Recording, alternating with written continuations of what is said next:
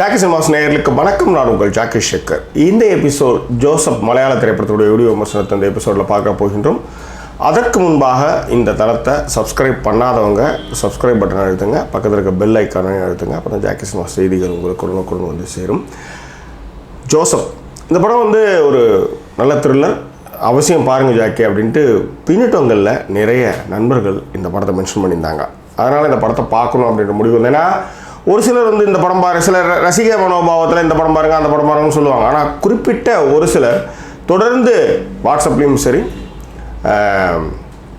பின்னூட்டங்களையும் சரி ஜாக்கி உங்கள் ரசனைக்கு ஏற்ற மாதிரி ஒரு தீனி போடுற மாதிரி ஒரு மலையாள படம் ரிலீஸ் ஆகிருக்கு ஜோசப். அந்த படத்தை அவசியம் பாருங்கள், don't miss it, must watch அப்படிலாம் சொன்னாங்க. சரி, இந்த மாதிரி நம்மளுக்கு ஏதாவது சொல்கிறப்ப கண்டிப்பாக அதை உதாசீனப்படுத்த மாட்டோம். ஸோ அதனால் அந்த படத்தை வந்து கண்டிப்பாக போய் பார்க்கணும் அப்படின்ட்டு போய் பார்த்தேன்.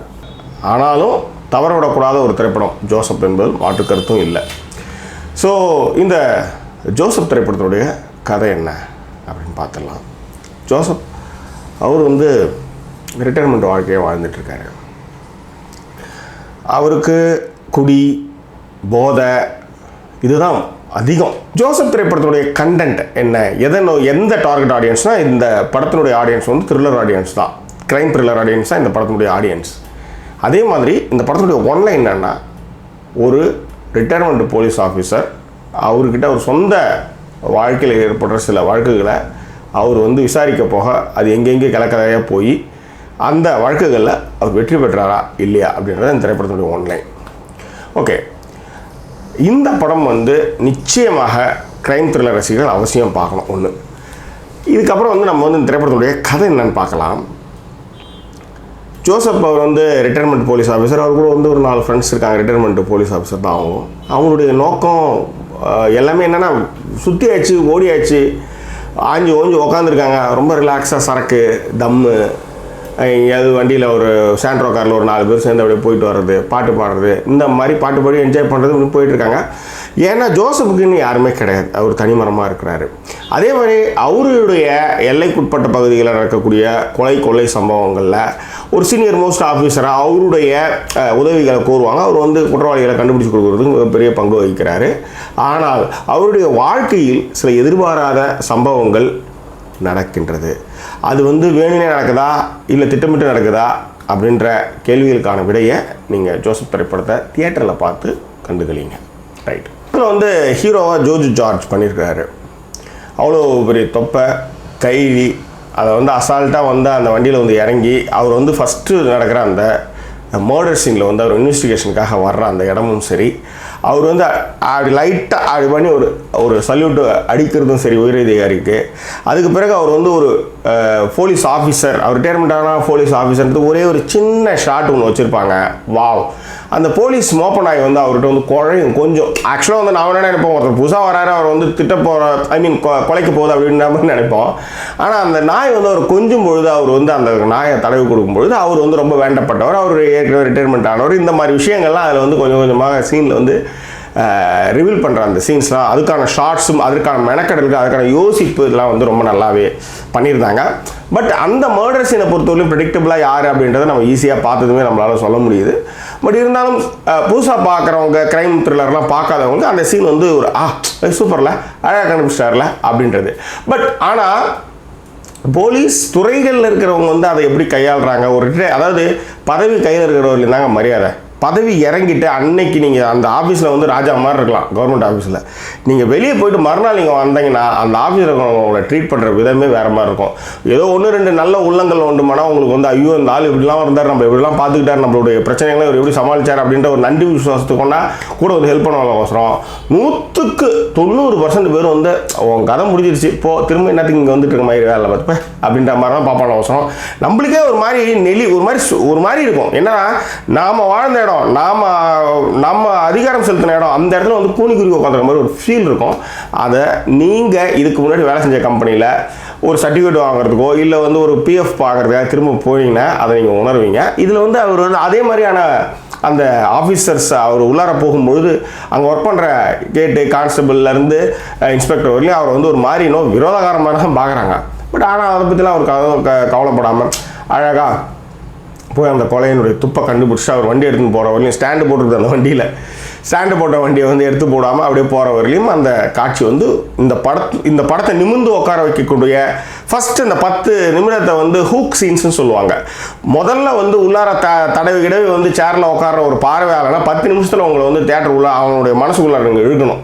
அதை வந்து இந்த சீனில் வந்து ரொம்ப அற்புதமாக டைரக்டர் பத்மகுமார் வந்து பண்ணியிருக்காரு அப்படின்றத நான் வந்து சொல்லுவேன்.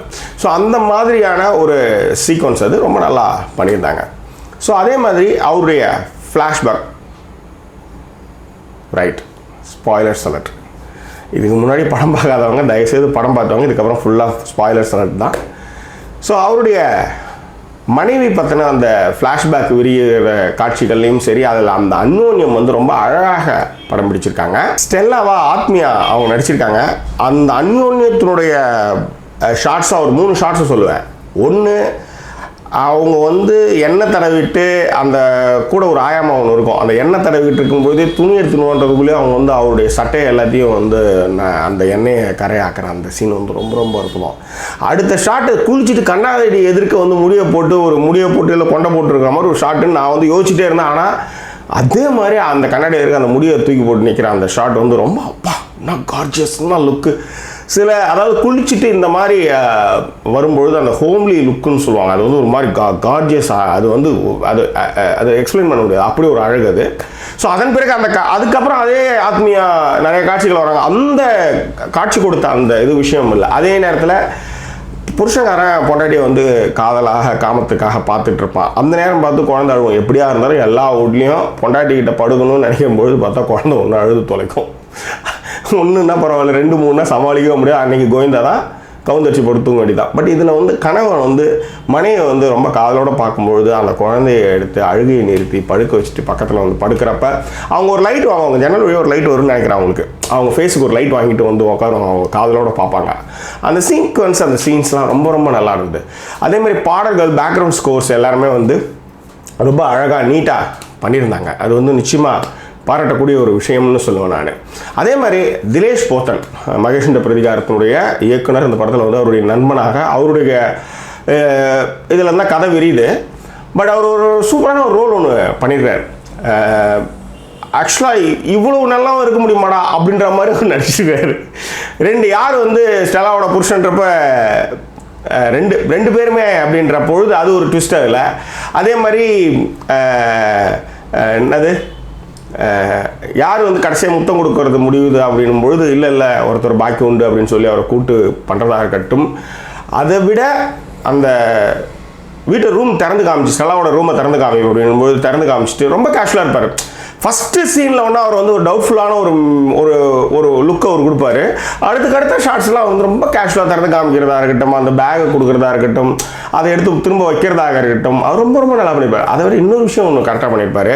அந்த பேங்க் சீன்லேயும் சரி, நான் வந்து அடுத்த வேலை அந்த 40ஆம் நாள் காரியெல்லாம் பண்ணணும், நான் கிளம்பிட்டோம் அப்படின்ற மாதிரி அவர் வந்து ரொம்ப கிளாஸாக கிளம்புறது இருக்கட்டும்.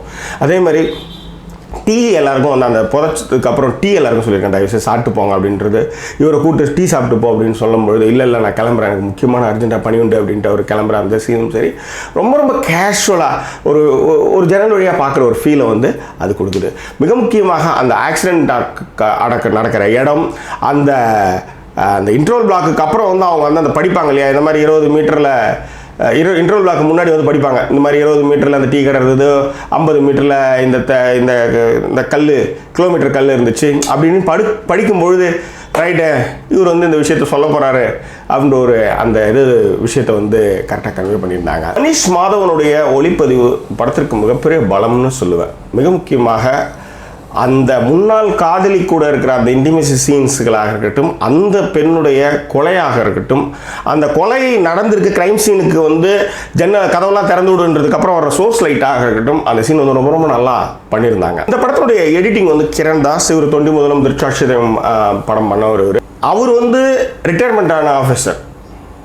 அவர் வந்து ரொம்ப ஸ்லோவாக தான் நடப்பார், போவார், பண்ணுறது எல்லாமே. அந்த மாடிப்படி ஏறி அந்த ஏனியில் ஏறி இறங்குறதுக்கு குதிக்கிறதுக்கு கொஞ்சம் மெனக்கடுறார். ஆனால் இந்த படத்தினுடைய மைனஸ்ன்னு பார்த்தீங்கன்னா அந்த தொய்வு தான் இந்த படத்தோட மைனஸ். ஆக்சுவலாக வந்து அவர் அந்த கேரக்டரும் அவர் சுற்றினவங்க ஒன்றா ஸ்லோவாக இருக்கலாம். ஆனால் படத்தில் நெடுகளையும் நிறைய இடங்களில் வந்து இந்த ஸ்லோ பேஸ்டாகவே நகர திரைக்கதை வந்து இதற்கு வந்து ஒரு மிகப்பெரிய மைனஸ் அப்படின்னு நான் சொல்லுவேன். அந்த திரைக்கதை மட்டும் இன்னும் கொஞ்சம் பரபரப்புகளை சேர்த்து இன்னும் கொஞ்சம் 4-5 சீன் சேர்த்து, இது என்னென்னா ஒரு யூகே ஃபிலிமில் வந்து ஒரு கிரைம் மிஸ்ட்ரி படம்லாம் பார்ப்போம், யூகே ஃபிலிம்ஸு. அதில் வந்து சில படங்கள்லாம் இவ்வளோ இன்னும் ஸ்லோவாலாம் நிறைய படம் பார்த்துருக்கேன். பட் அந்தளவு மோசம் கிடையாது. பட் நம்ம ஊரனுடைய வெப்பத்துக்கு தட்பவெப்பத்துக்கு கொஞ்சம் பரபரப்பு தேவை. பட் அது வந்து இந்த படத்தில் வந்து கொஞ்சம் மிஸ்ஸிங் அப்படின்றதான் நான் சொல்லுவேன். இந்த திரைப்படத்தினுடைய திரைக்கதை வந்து ஷாஹி கபீர் வந்து எழுதியிருக்காரு. ஒரு முன்னாள் காவல்துறை அதிகாரி அப்படின்னு சொல்கிறாங்க. பட் இதுவே வந்து நம்ம வந்து அஞ்சாதே மிஷ்கின் படம் ஃபஸ்ட்டு போலீஸ் ஸ்டேஷன் சீனு ஒருத்தன் நின்றுட்டு இருப்பான். என்னடா கூட்ட ஒரு கொலை பண்ணிட்டாங்க அப்படின்னா, எங்கடா கொலை பண்ணேன் அப்படின்னா, இல்லைங்க என் பொண்டாட்டி வெட்டிட்டாங்க என்ன அப்படின்னா கையில் இருந்து அந்த தலையெடுத்து காமிப்பான்.